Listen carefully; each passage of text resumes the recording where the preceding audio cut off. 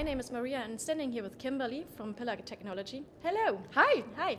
And can you briefly introduce yourself and tell us more about your company and what are you facing right now? Sure. Well, I'm from Pillar Technology, and we're a software development firm, a consulting firm, where we help companies develop products and ideas into reality in a very quick manner.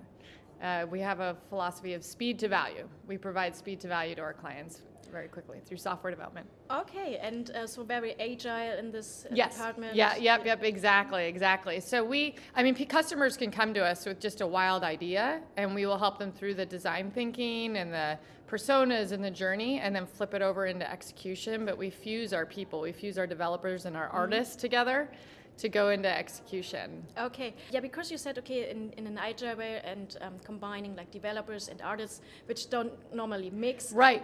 And how does this come together with autonomous driving? So what are you developing there? Well, some examples. Multiple different things, because there's lots of software, and there are a lot of challenges right now of scaling your software as well as the speed to value there with it. So all aspects of autonomous vehicles, whether it be infotainment, whether it be self-driving code for self-driving, whether it be sensor integration, which is a big one right now for what I'm working on, systems and sensor integration. Really working in that embedded space and into the software space and the combination thereof are all aspects of what we're doing. Embedded is also like the topic of your work cafe you're moderating right now in the afternoon. And what do you hope to discuss there with the people that are showing up?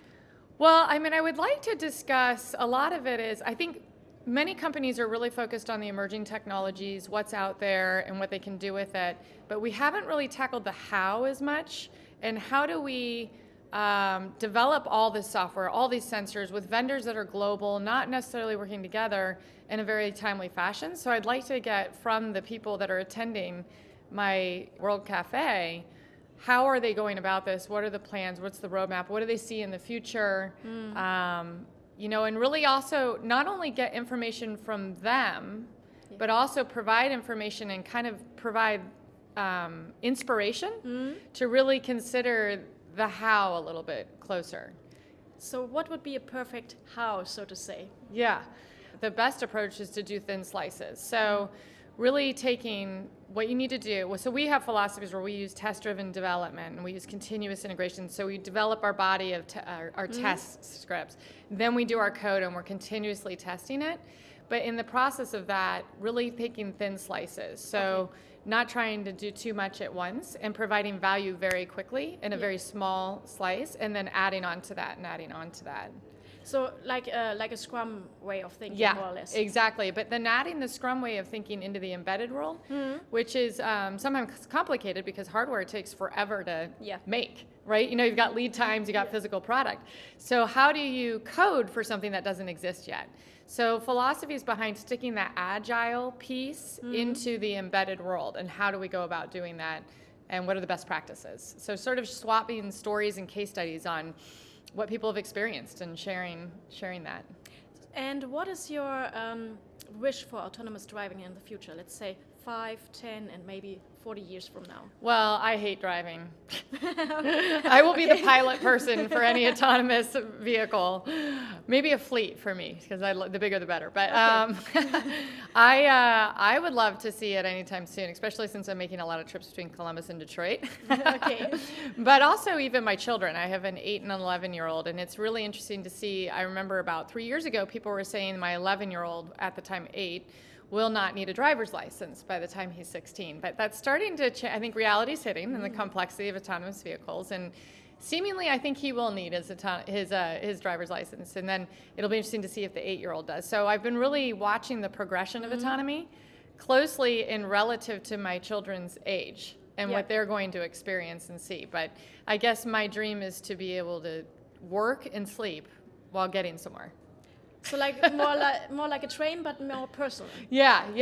I would love to live in a place where I never had to drive. So it would be neat to really be able to add that aspect to everywhere. Yeah, everywhere around the world. Yeah.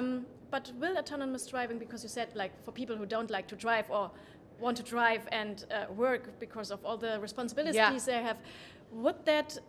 How would that change our perception of mobility? Because mobility is right now, okay, you go onto a train or a car. Yeah. And one is environmentally friendly and one is like really not. Yeah. So how will this change? Right.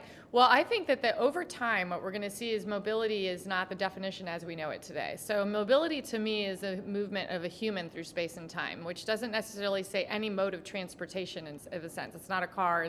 It's really just me going from point A to point B, or any human and the human experience thereof. So mobility will be addressed from the merging of markets and industries. So no longer will we really see the automotive sector and the health sector. We're going to see these fusion models of more the experience. So leisure or basically journey maps of what a user needs to go through multiple strings of connectivity. So that's what I think we're going to start seeing. I mean, I think it's going to take a while to get there, but I mean, you're already seeing it. You're seeing a lot of out-of-the-box partnerships already. That wouldn't be what you expected.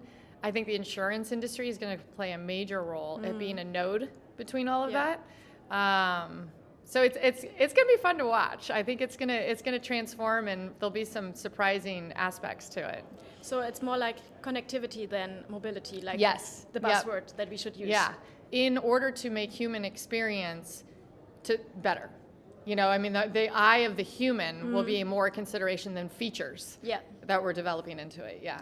Okay, wonderful. And last but not least, what are your expectations to the conference, and how do you like it so far? I love this conference. I gotta say, the biggest aspects I like about it is the human part. Again. Human. Yeah, I'm all into humans today.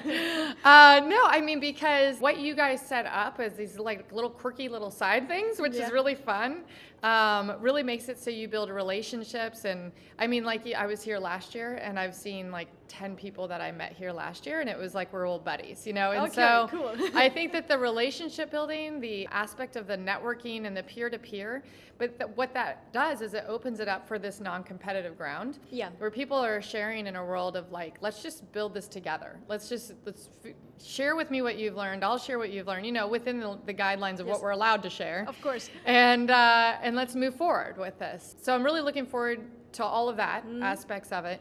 And just the interactive aspects. Like I could get bored easy, and I don't get bored easy here. So like, again, the connectivity with all of it. Yeah, right. There we go. The connectivity of my human experience at this conference. Wonderful. What nice last words. Then thank you again, Kimberly, for taking this time. And have a good rest of the conference. Yeah, thank you. It was nice being here. Thank you.